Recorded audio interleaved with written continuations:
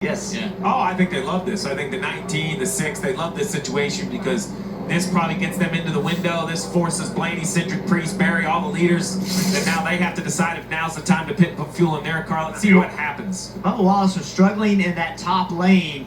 They got to him pretty quickly. Eric tries to turn to go underneath him, and Briscoe is there. Bubba had been hit like 3 or 4 times the lap before.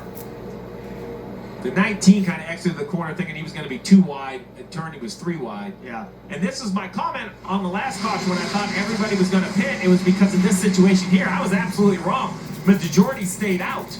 But now I think that gamble may work. Look at this. This is the 43 and the 23 hitting each other. I'm sorry, 42. That was the lap before. What ended up being the caution. That happened the lap before off turn 4. Chastain was sneaking through on the bottom there. So this is John Hunter Nemechek in the Dollar Tree Toyota Camry.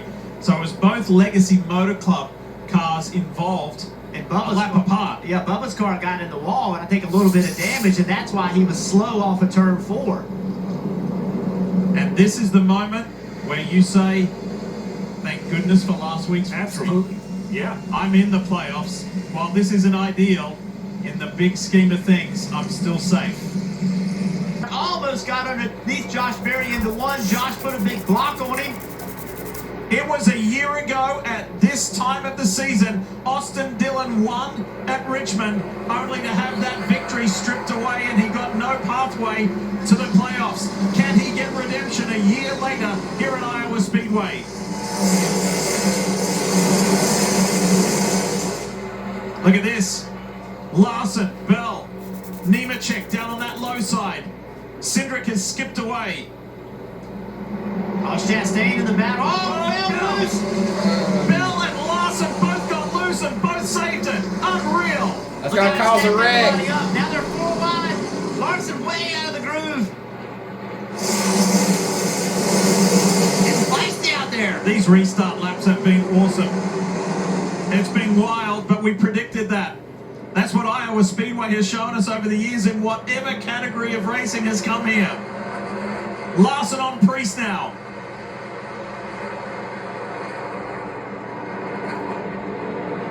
Oh, Denny Hamlin loose. Oh! It's Reddick and it's Bell.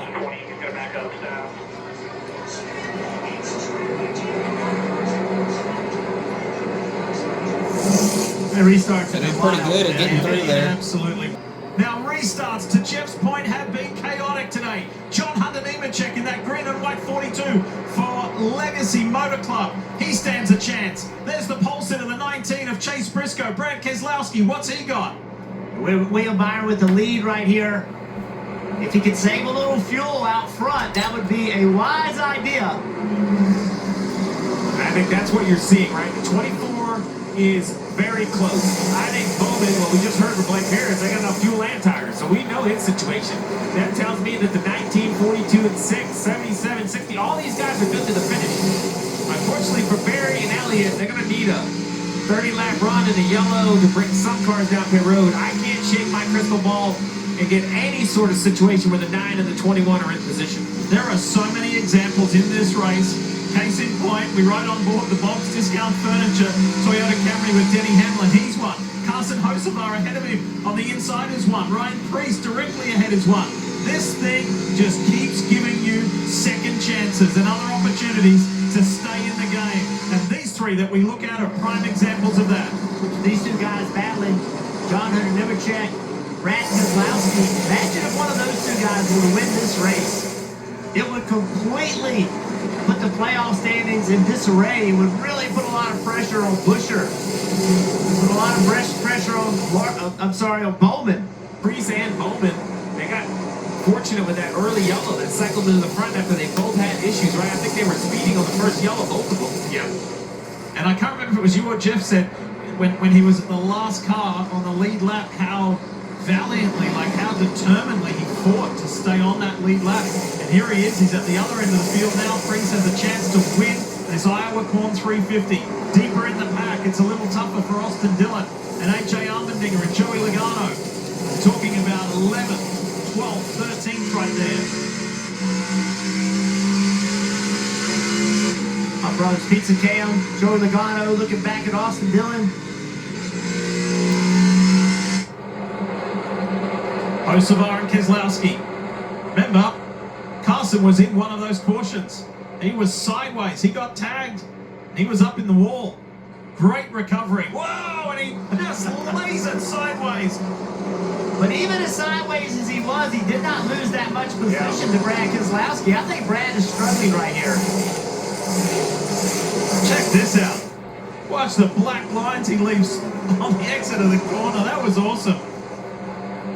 He's got to wish he had that little bit of rubber back on those rear Goodyear tires here in about 50 laps. You see the 6 car. See, he was just went driving away from the 77.